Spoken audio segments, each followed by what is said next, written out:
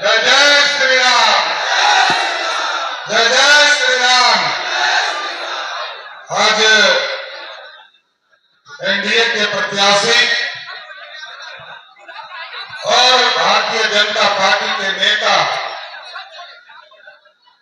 आदरणीय रामकृपाल यादव जी के नामांकन समारोह में इस कार्यक्रम की अध्यक्षता कर रहे जनता दल यू के अध्यक्ष अशोक कुमार जी, इस मंच का संचालन कर रहे भारतीय जनता पार्टी के जिला अध्यक्ष धर्मेंद्र जी, इस मंच पर उपस्थित बिहार के पूर्व मुख्यमंत्री लोकप्रिय नेता आदरणीय जीतनराम मांझी जी, हम लोगों के गार्जियन और लंबे समय से बिहार की राजनीति में सेवा कर रहे डॉक्टर शशि ठाकुर जी, इस मंच पर उपस्थित बिहार के पूर्व मुख्यमंत्री आदरणीय तारकिशोर प्रसाद जी और हम लोगों के चहेते प्रत्याशी आदरणीय रामकृपाल यादव जी, पटना साहिब के लोकप्रिय उम्मीदवार आदरणीय रविशंकर प्रसाद जी, बिहार विधान परिषद के नेता आदरणीय नवल किशोर यादव जी, इस मंच पर उपस्थित तमाम भाजपा, जदयू, हिंदुस्तानी अवाम मोर्चा, लोक जनशक्ति पार्टी और राष्ट्रीय लोक मोर्चा के तमाम नेतागण और इस मंच के सामने उपस्थित तमाम भाइयों, बुजुर्गों, नौजवान साथियों, छोटे छोटे बच्चों, माताएं, बहनों, आज रामकृपाल जी ने अपना नामांकन कर दिया साथियों। और आज के बाद आपने देखा 2014 में जब आपने आदरणीय रामकृपाल यादव जी को चुनाव जिताकर भेजा तो देश के यशस्वी प्रधानमंत्री आदरणीय नरेंद्र मोदी जी जैसे ही आपने पाटलिपुत्रा का सांसद रामकृपाल यादव जी को बनाया, वैसे ही देश में प्रधानमंत्री नरेंद्र मोदी हो गए साथियों। और ये विकसित भारत का सपना, विकसित बिहार तभी संभव हो सकता है जब हम समृद्धि की ओर ले जाए। और आज देखिए साथियों, दुनिया में हम चर्चा नहीं करते भारत समृद्ध कैसे हुआ। हम दुनिया के 12वें स्थान पर खड़े थे।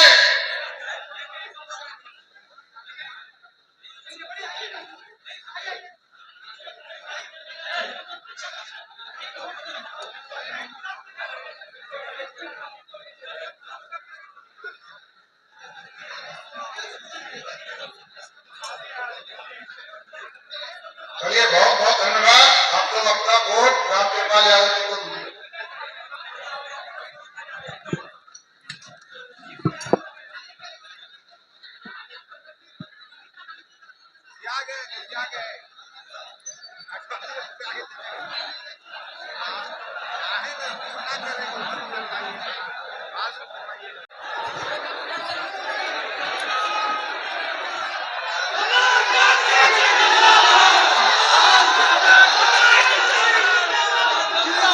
देखिए साथियों, आराम से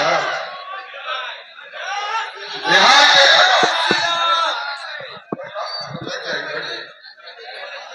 देश के लोकप्रिय नेता आदरणीय प्रधानमंत्री जी इस देश को मजबूत बनाने में लगे हैं साथियों। और इस देश को समृद्धि की ओर ले जाना, भारत श्रेष्ठ हो, भारत की समृद्धि आगे बढ़े, इसकी चिंता करना है। और आपने देखा है कि 2014 में जब आपने रामकृपाल यादव जी को सांसद बनाया तो सांसद बनने के बाद इन्होंने अपना मत किसको दिया? देश के यशस्वी प्रधानमंत्री नरेंद्र मोदी जी को।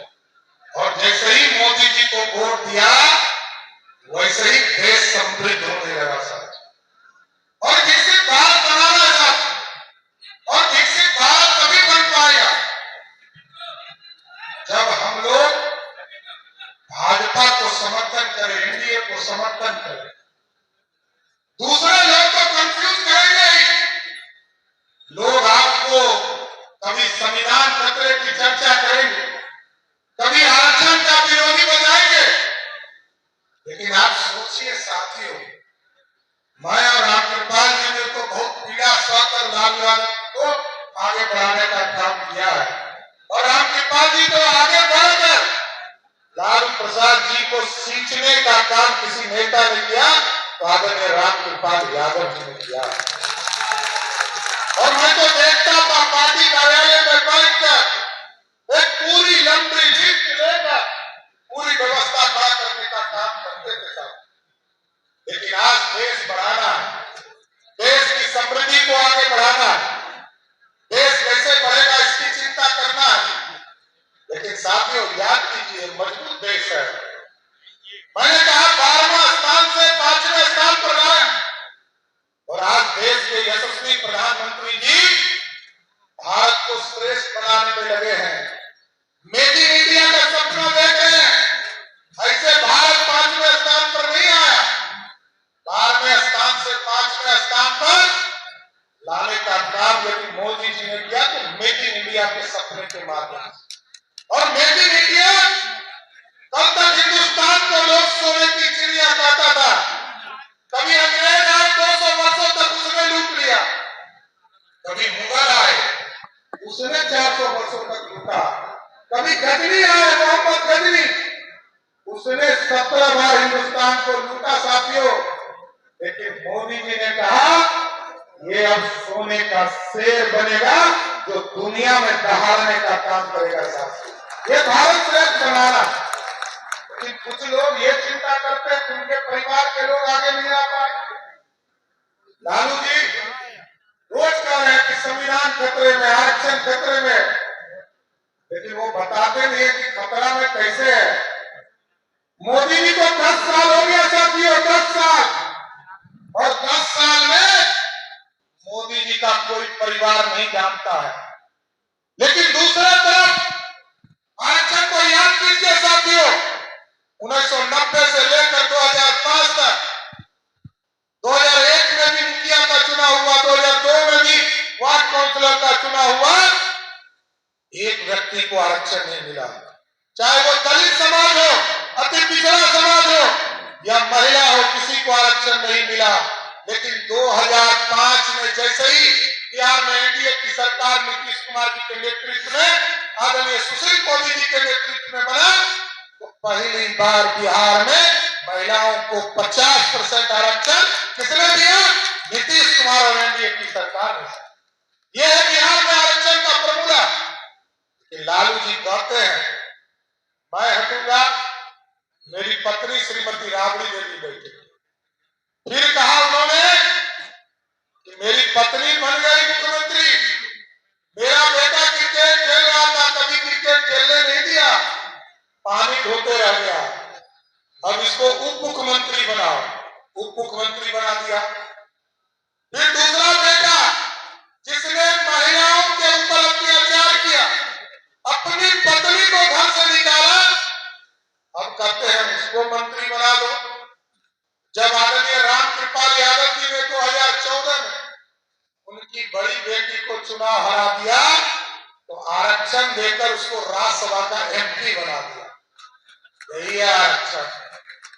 और आजकल कह रहे कि टूरिस्ट बेटी, जब बिहार में जंगल राज उन्होंने स्थापित कर दिया था साथियों, तो उनकी बेटी भी भागकर सिंगापुर चली गई, बेटी भी साथ में नहीं रह रही थी। आज बेटी लालू जी की बेटी बनकर आई है कि छपरा का सांसद बन, ये टूरिस्ट आई है। और मैंने तो छपरा के लोगों को आग्रह किया है, एक बार हरा दो, 5 साल तक यदि हम टिक जाए तब मेरा नाम सम्राट चौधरी बदल देना। वो टिकने वाले लोग नहीं है। बिहार के विकास के लिए कभी खड़ा लालू जी नहीं। एक समृद्ध बिहार की चिंता हम लोगों को करनी पड़ेगी साहब। और आज मोदी जी ने बड़ा स्पष्ट तौर पर गरीबों की चिंता किया, गरीबों को पक्का मकान देना शुरू। 75 वर्ष की आजादी में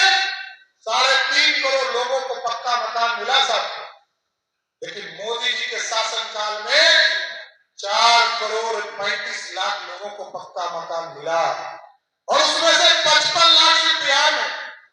और हम आपको श्योर करते हैं, नीतीश कुमार जी हमारे मुख्यमंत्री हैं और हम बिहार के उप मुख्यमंत्री की हैसियत से आपको जरूर आश्वस्त करना चाहते हैं, पाटलिपुत्रा या बिहार के किसी कोने में जिस गरीब को पक्का मकान नहीं मिला है, 2025 के चुनाव के पहले उसको आवंटित करने का काम किया जाएगा। एक एक गरीब की चिंता करना है साथियों, गरीबों की चिंता, गरीबों को पक्का मकान, गरीबों के घर में पानी, गरीबों के घर में बिजली। नरेंद्र मोदी जी 2014 में आए, उन्होंने कहा कि गांव गांव बिजली पहुंचाना है।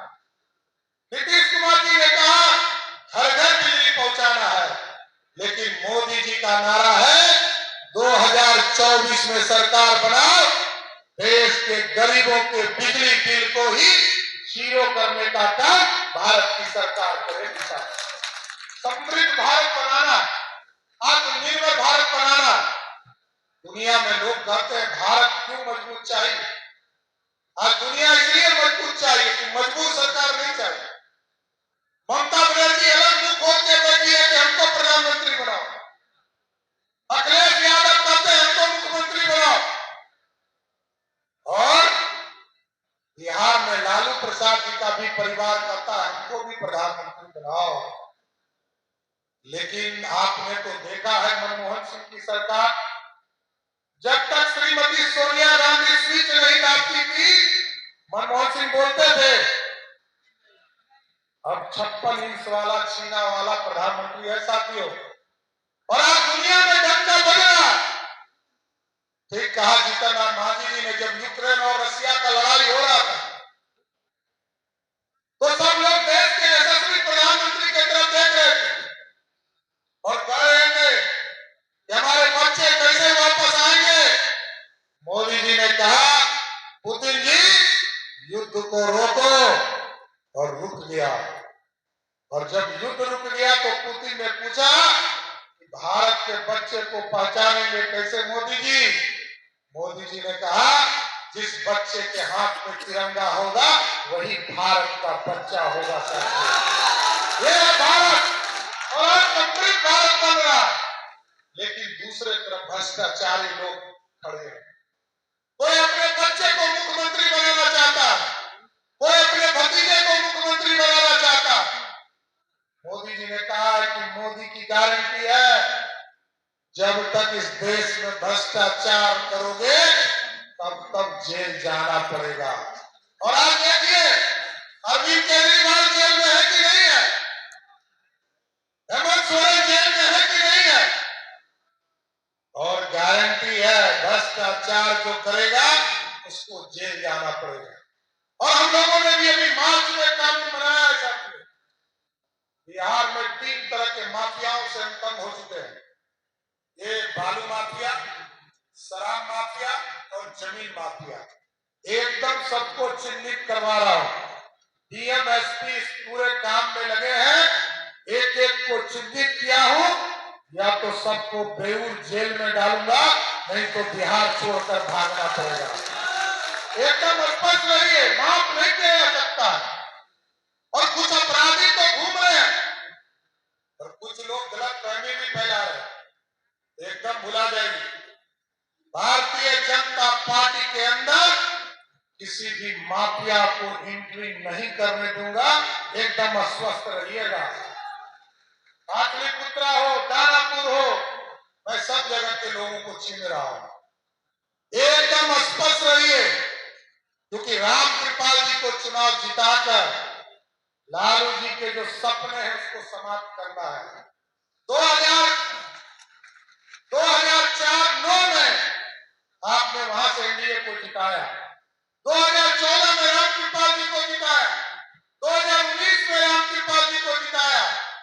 एकदम आग्रह करना चाहता हूं, पाटलिपुत्रा का एक एक वोट आदरणीय राम कृपाल जी को देकर फिर से मोदी जी की सरकार बनाइए। तो बनाइए क्या ना? एक बार हाथ उठा के बोलिए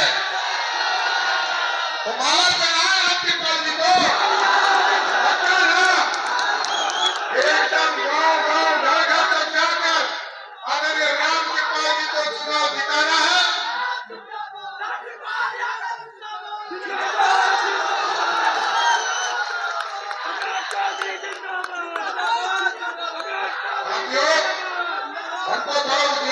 भी जाना है, थोड़ा हड़बड़ी भी है, उजियारपुर की सभा भी करनी है, रोड शो भी वहां कार्यक्रम करना है। आप लोगों से क्षमा मांगते हुए आगे के कार्यक्रम में जाऊंगा। फिर से अपनी बातों को समाप्त करते हुए बहुत बहुत धन्यवाद। 17 महीना में 5 लाख नौकरी और 3 लाख प्रक्रियाधीन है अभी नौकरी, यानी 8 लाख। 4.5 लाख नियोजित शिक्षकों को राजकीय कर्मी का दर्जा दिया। हम लोगों ने आरक्षण की सीमा 75% किया। हम लोगों ने जाति आधारित गणना कराए। हम लोगों ने मानदेय को दोगुना किया, चाहे विकास मित्र हो, टोला सेवक हो, तालमी मरकज हो, शिक्षा मित्र हो, इनके मानदेय को हम लोगों ने दोगुना करने का काम किया। IT policy, sports policy, tourism policy हम लोगों ने बनाने का काम किया। हम लोगों ने निवेशकों से बिहार बुला के इन्वेस्टर मीट करा करके इंडस्ट्री डिपार्टमेंट के थ्रू हम लोगों ने 50,000 करोड़ का एग्रीमेंट साइन करवाया कि वो बिहार में निवेश करेंगे, कारखाने खोलेंगे। हम लोग नौकरी दे रहे थे, हमारे चाचा के हाईजैक कर लिया बीजेपी वाला, पलट गए चाचा जी। अब पलट गए तो पलट गए भाई, हम तो इज्जत करेंगे, बुजुर्ग हैं, अभिभावक हैं, उनके प्रति पूरा सम्मान रहेगा। अब इस लड़ाई को हम लोगों को लड़ना, ये लोकतंत्र और संविधान को बचाने की लड़ाई है। भाजपा के नेता चुरा के कह रहे हैं हर जगह, उनके सांसद, उनके प्रत्याशी, कि वो संविधान को खत्म कर देंगे। उनको हम कहना चाहते, कोई माई का लाल नहीं है जो हमारे बाबा साहब अम्बेडकर का लिखा हुआ संविधान को खत्म करके दिखा सके। ये लोग डराएंगे, भाजपा में चले जाओ तो राजा हरिश्चंद्र, अब भाजपा से लड़ो तो बेईमान और चोर बन जाओगे। बताओ, अभी बेंगलोर में इनके सांसद जो थे एनडीए के, 3,000 लड़कियों का शोषण किया। कितना? 3,000। विदेश भगा दिया, विदेश भाग गया वो, और 26 को अपना चुनाव लड़ा करके चला गया। कहां रह गए मोदी जी? बेटी बचाओ बेटी पढ़ाओ का नारा देते थे, बेटी बचाओ बेटी पढ़ाओ। अब लगता है कि बलात्कारियों को बचाओ, अब विदेश भगाओ। ये काम हो गया। सारा भ्रष्टाचारी बीजेपी में चला जा रहा है। अब बीजेपी माला पहना करके स्वागत करती है। हम लोग संविधान और लोकतंत्र को बचाने के लिए, गंगा जमीनी तहजीब भाईचारा को बचाने के लिए लड़ाई लड़ रहे हैं, तो हम पे ईडी सीबीआई करते हो। हमारे अति पिछड़ा समाज से, मना समाज से हमारे मुकेश सहनी जी आते, उनका सुरक्षा छीन लिया इन्होंने। ये लोग सोचता है कि डरा जाएगा। अरे हम दोनों नौजवान हैं। ये बगल में देख लो क्या खड़ा, हेलीकॉप्टर।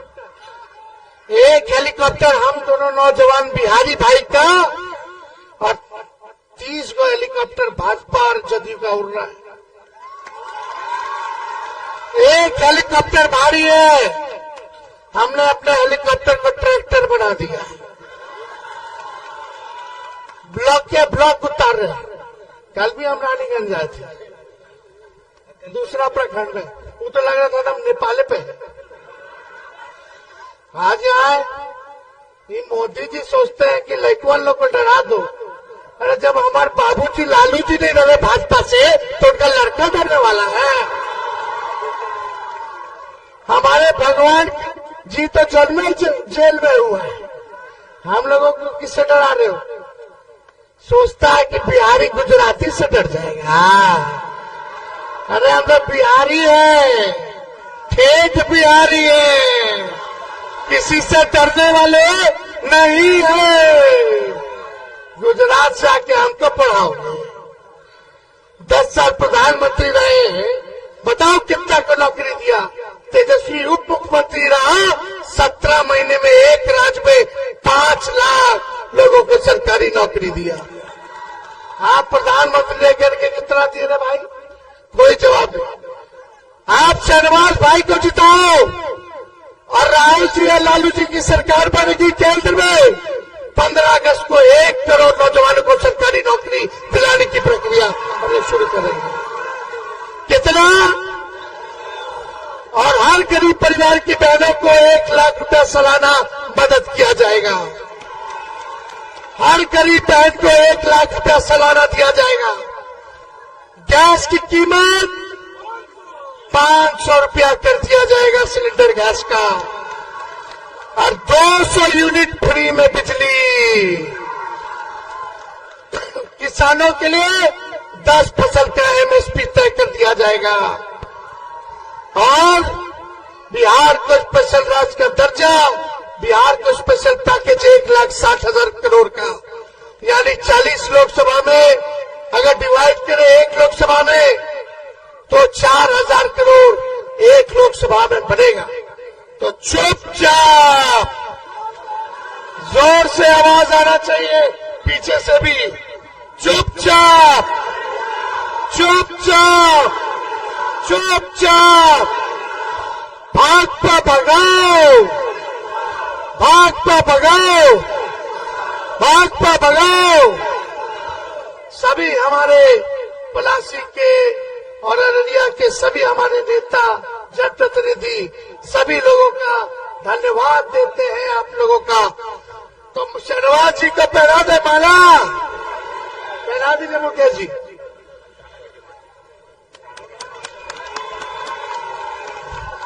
मोदी जी के लिए हम गाना गाते, साथ गाओगे? अरे गोविंदा का गाना है भाई, लेकिन मोदी जी पे परफेक्ट फिट बैठता है। तुम तो धोखेबाज हो, वादा करके भूल जाते हो। रोज रोज मोदी जी तुम ऐसा करोगे, रोज रोज मोदी जी तुम झूठ बोलोगे, जनता जो रूठ गई तो वाली हो या बिहार में राजद के तमाम नेता हो, ये लोग सिर्फ झूठ बोलकर डराने का काम करते हैं। क्या बोलते हैं? कभी कहेंगे संविधान समाप्त हो जाएगा, कभी कहेंगे आरक्षण समाप्त हो जाएगा, और कभी बोलेंगे लोकतंत्र की हत्या कर दी जाएगी। ये लोग बोलेंगे लोकतंत्र के बारे में, जिन लोगों ने सन 75 में आपातकाल लगाकर सही मायनों में लोकतंत्र की हत्या करने का काम किया, आज ये लोग लोकतंत्र की दुहाई देने की बात करते हैं। ये वही लोग हैं जिन्होंने हम सबके मौलिक अधिकार तक छीनने का काम किया, और आज ये लोग झूठ बोलने का काम करते हैं। संविधान डॉक्टर बाबा साहब भीमराव अम्बेडकर का बनाया हुआ ये संविधान है, दुनिया की कोई ताकत नहीं है जो हमारे संविधान को हटा सके। और साथियों, आज आप लोगों के सामने इस मंच पर खड़ा होकर मैं मेरे नेता, मेरे पिता आदरणीय रामविलास पासवान जी के संघर्षों की कसम खाकर आप लोगों से वादा करके जाता है कि जब तक चिराग पासवान जिंदा है, न संविधान को कोई खतरा है, न आरक्षण को कोई खतरा है, न लोकतंत्र को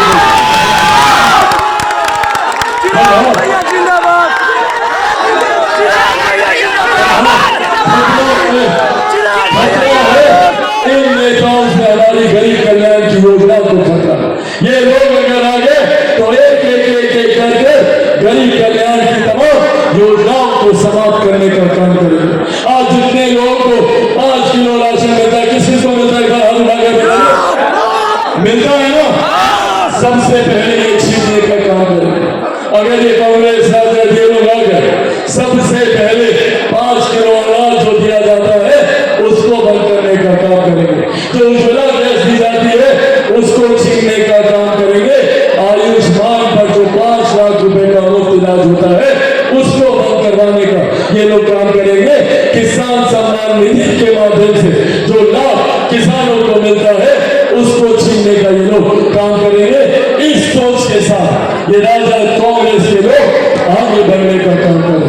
इसीलिए साथियों, आज आग्रह करने आए, देश में एक प्रधानमंत्री जो सिर्फ विकास की बात करते हैं, जिन्होंने अपने हर वादे को पूरा करने का काम किया।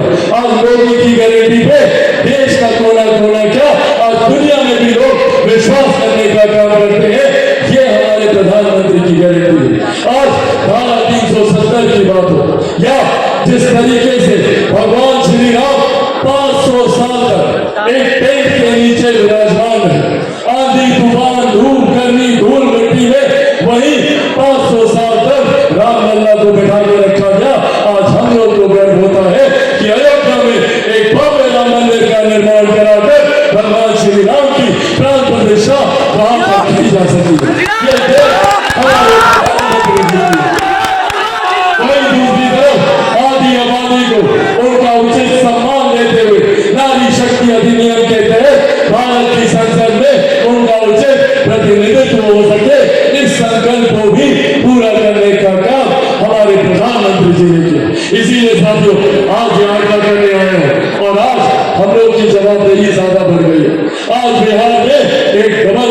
सरकार है, जिसका केंद्र में नेतृत्व हमारे प्रधानमंत्री आदरणीय नरेंद्र मोदी जी कर रहे हैं, तो वही बिहार में इस सरकार का नेतृत्व मेरे मुख्यमंत्री आदरणीय नीतीश कुमार जी कर रहे हैं, जिसका मजबूती से समर्थन आदरणीय जीतन राम मांझी जी, आदरणीय उपेंद्र कुशवाहा जी करने का काम कर रहे हैं। इसीलिए साथियों, आज ये जवाबदेही हम लोग की ज्यादा बढ़ती है कि एक एक वोट गांव घर से निकलकर एक एक वोट रामकृपाल यादव जी के पक्ष में जाना चाहिए, ताकि 4 जून को जब ईवीएम मशीन खुले तो प्रधानमंत्री जी तक ये संदेश जाए कि पाटलिपुत्रा से सबसे ज्यादा मतों से रामकृपाल यादव जी ने जीतने का काम किया।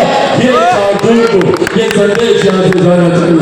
इसीलिए साथियों, अंत में बस आग्रह करूंगा कि आगामी 1 तारीख को बताना है ना, आगामी 1 तारीख को सब लोग अपने गांव घर से चाचा चाची दादा दादी नाना नानी सबको लेकर जाइएगा, और जब आप लोग कमल छाप पर बटन दबाकर रामकृपाल यादव जी को जिताइएगा तो देश के प्रधानमंत्री नरेंद्र मोदी जी बनेंगे, मेरे मुख्यमंत्री नीतीश कुमार जी को ताकत मिलेगी, जीतन राम मांझी जी मजबूत होंगे, उपेंद्र कुशवाहा जी मजबूत होंगे, और आपका बेटा आपका भाई चिराग पासवान को भी मजबूती देने का काम करेगा।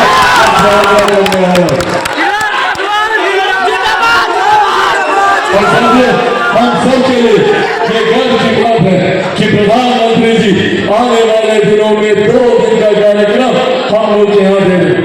ये प्रधानमंत्री जी की चिंता, उनकी सोच हमारे प्रदेश के प्रति दिखाता है। महागठबंधन के नेता बता दीजिए कहाँ है?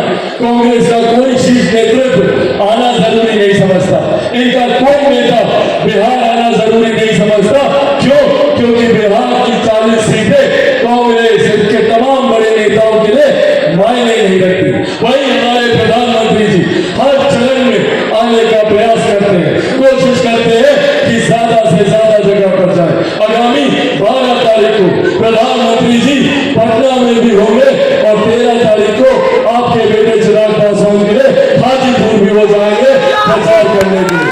तो साथियों, इस उम्मीद के साथ कि आप सबका भारी समर्थन प्रधानमंत्री जी के लिए और हम सब के लोकप्रिय मौजूदा सांसद, और मैं ये विश्वास रखता हूँ आपकी ताली मेरे विश्वास का समर्थन करेगी कि आने वाले समय में भावी पाटलिपुत्रा के सांसद आदरणीय रामकृपाल यादव जी को आप सबका समर्थन है। समर्थन है ना? धन्यवाद साथियों, जय हिंद जय बिहार। और से बाहर चलेंगे, उनका भरपूर आशीर्वाद मिला। 11 बजे से आप लोग बैठे हुए हैं, जितना भीड़ अंदर था, जितना भीड़ बाहर था, यहाँ से लेकर हमारे घर तक था, जितना जनुभाव आज मिला है, मैं धन्य हूं पाटलिपुत्रा के अपने भाइयों का, नौजवान मित्रों का, अपने एनडीए के साथियों का, अपने नेताओं का आपका आशीर्वाद मिला है। आपका सर कभी मैं झुकने नहीं दिया हूं, आपका कभी कलेजा चौड़ा करने का काम किया हूं। कोई माई का लाल मेरे ऊपर उंगली नहीं उठा सकता। आप अपना आशीर्वाद दीजिए। आदरणीय भीम सिंह चंद्रवंशी जी भी आगे हैं, प्रेम बाबू आगे हैं, मेरे पुराने मित्र हैं। पार्टी ने इनको सम्मानित करने का काम किया है। एक गरीब का बेटा है भीम सिंह, यही है परिवर्तन। जनता दल यू और भारतीय जनता पार्टी और एनडीए के लोग पैसा लेके टिकट नहीं देता है। नहीं तो हम पूछना चाहते हैं, राष्ट्रीय जनता दल में अभी राज्यसभा का एक आदमी बना, कहां का था? कहां का था? पता है आप लोग को? पता है क्या आप लोग को? कहां का था? क्या नाम था? संजय यादव, हरियाणा का था। राष्ट्रीय जनता में कोई कार्यकर्ता ना ली हो यादव जी, खाली वोट लेवेला हो। हरियाणा में तो पार्टी हो। ठीक कहा हमारे साथियों ने, ये चुनाव देश का है, ये चुनाव पंचायत का नहीं है। कुछ नहीं, आरक्षण खत्म कर देंगे, भगाना कर देंगे। 10 साल से मोदी की सरकार आरक्षण खत्म ना हो ले।